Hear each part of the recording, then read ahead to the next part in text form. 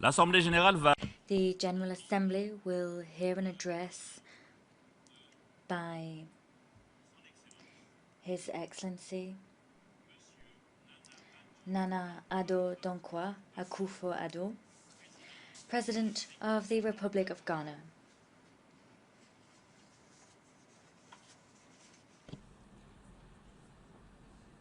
Je prie le protocole. I request protocol to escort His Excellency. On behalf of the General Assembly, I have the honor to welcome to the United Nations His Excellency Nana Addo Dankwa Akufo-Addo, President of the Republic of Ghana. I invite him to address the Assembly.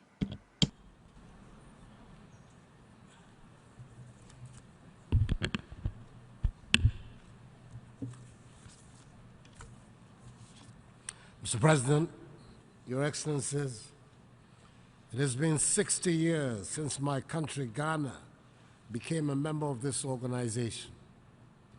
We joined at our independence some 12 years after the first meeting of the organization in San Francisco, and Ghana has been an active participant in the United Nations since then. I want, Mr. President, to thank the United Nations for the honor done Ghana by my appointment by the Secretary General as co-chair of the group of advocates of eminent persons of the UN Sustainable Development Goals, to continue in the position that was held by my predecessor as President, His Excellency John Dramani Mahama. This mark of trust in Ghana's leaders is a matter of justifiable pride for the Ghanaian people, a trust I pledge to uphold. On 25th September 2015, when the SDGs were adopted, there were skeptics who feared that the goals were too many and too complex to be successfully tackled, even with concerted effort. The lesson that we have learned, however, from the experience of this organization is that once the world puts its collective mind to something, the chances are that we would get it right. And every day, something happens to bring home to us, the inhabitants of this planet, that we are in it together. There is no better dramatic indication of this truth than the images that have recently dominated our television screens of devastation caused by floods in Houston, Texas, in Dhaka, Bangladesh, in Mumbai, India, in Palpa, Nepal, in Dominica, Puerto Rico, Antigua and Barbuda, and St. Marta, all in the Caribbean, and in Niamey, Niger.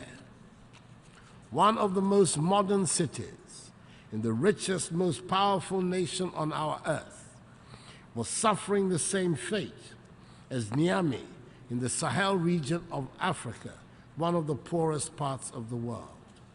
At the height of the raging storms, one thing has become clear. It does not matter if you are in the richest or poorest part of the world. The awesome power of nature was on display, and we humans came across as the same sad creatures at the mercy of nature.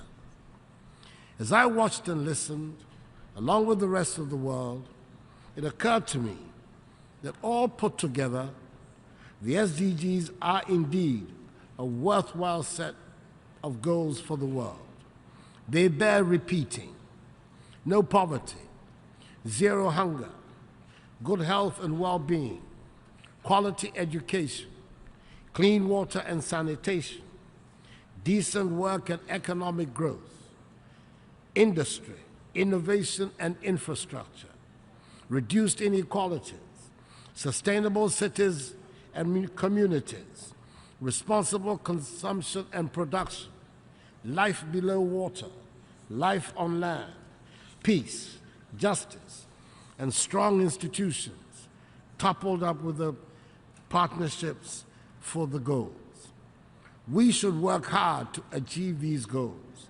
The world will be a much better place. Ghana was the first country in sub-Saharan Africa to gain her freedom from colonial rule. This year marks the 60th anniversary of that independence, and it is auspicious that I'm addressing this assembly for the first time on the birth date of our historic first president, Kwame Nkrumah, a day we have set aside to commemorate him. We believe it is time Africa comes of age and holds its rightful place on the world stage. This Africa will be neither a pawn nor a victim. This Africa will be honest to itself and to the world, and this Africa will shed its cloak of poverty and become prosperous. We are not under any illusions about the hard work that it will take to achieve our stated goals, but we are not afraid of hard work. We know that a critical ingredient in making sustainable economic progress is to ensure a stable democratic system of governance. I believe we're making this progress in Ghana. After years of political turmoil and the accompanying economic chaos, a consensus has emerged in our Fourth Republic. We've had political stability for the last 25 years under a multi-party democracy where regular elections are now an accepted feature of our governance. I'm here today because of elections last December in which the people of Ghana voted out an incumbent government and gave me and my party the mandate and honor to govern our nation for the next 4 years. We continue to be a beacon of democracy and stability on the continent. Our institutions of state are growing stronger, and we have made more progress with our economy than at any time since independence. Mr. President, we are nowhere near where we want to be, but we are determined to realize our potential and make Ghana a prosperous nation. There will always be adventurers amongst us Ghanaians who would want to seek challenges in different parts of the world, and we will wish them well and expect that wherever they go, they'll be welcomed and treated with dignity. But we are working to grow our economy and open up opportunities for all our citizens. No longer should Ghanaians feel they have to subject themselves to the intolerable and inhumane conditions of crossing the Sahara and drowning in the Mediterranean in the hope of making a living in Europe. We've just started the free senior high school program, which aims to guarantee secondary education for all of Ghana's children. This program will ensure that all our children will be educated to at least secondary level, and money, or the lack of it, will no longer mean a denial of education. This has already led to an increase of over 90,000 children who have entered secondary school this academic year, who would otherwise have dropped out at this stage. SDG 4, which aims at ensuring inclusive and equitable quality education and promoting lifelong learning opportunities for all, will be within our reach by the target date. We do not want to be a scar on anybody's conscience. We want to build an economy that is not dependent on charity and handouts. Long and bitter experience has taught us that no matter how generous the charity, we would remain poor. We want to build a Ghana which looks to the use of its own resources and their proper management as the way to engineer social and economic growth in our country. We want to build an economy that looks past commodities to position our country in the global marketplace. We are not disclaiming aid, but we do want to discard a mindset of dependency and living on handouts.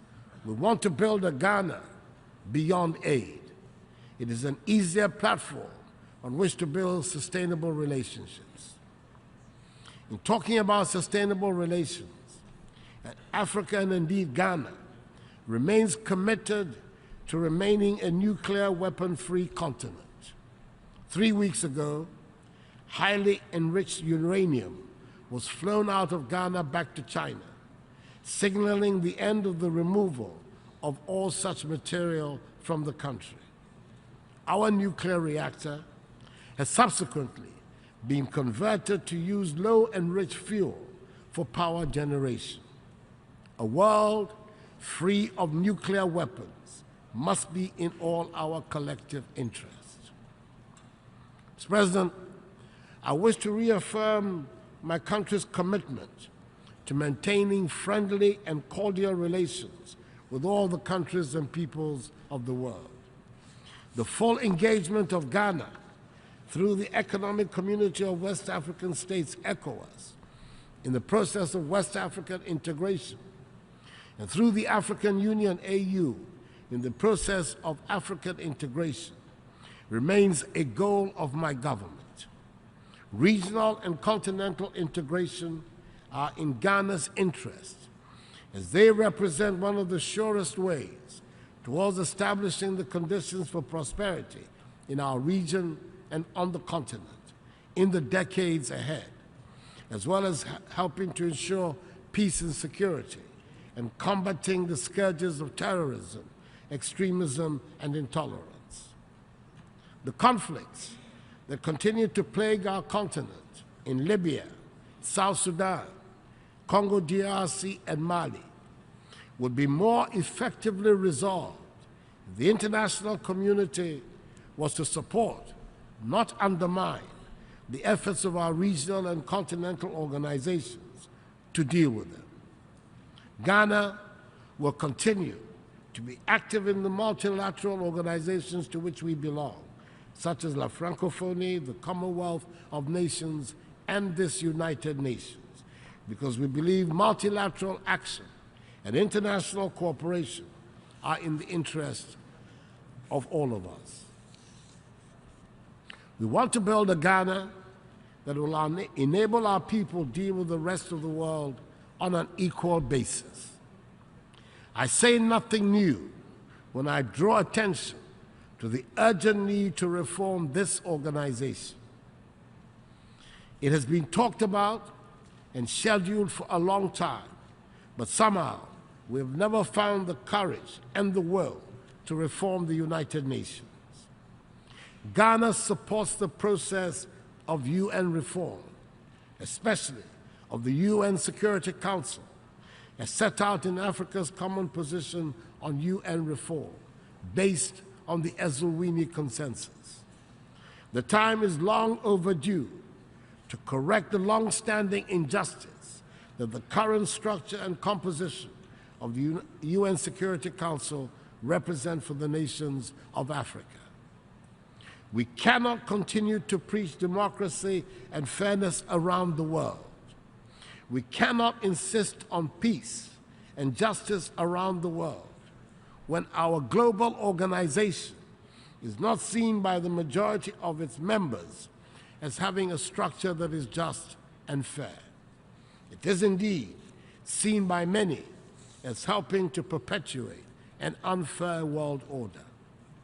This organization provides the best vehicle for the world to manage its many varied problems, and we would undermine its credibility and fail in our duty if we do not reform the United Nations. We dare not let ourselves and future generations down. The time for reform has come. I thank you very much for your attention.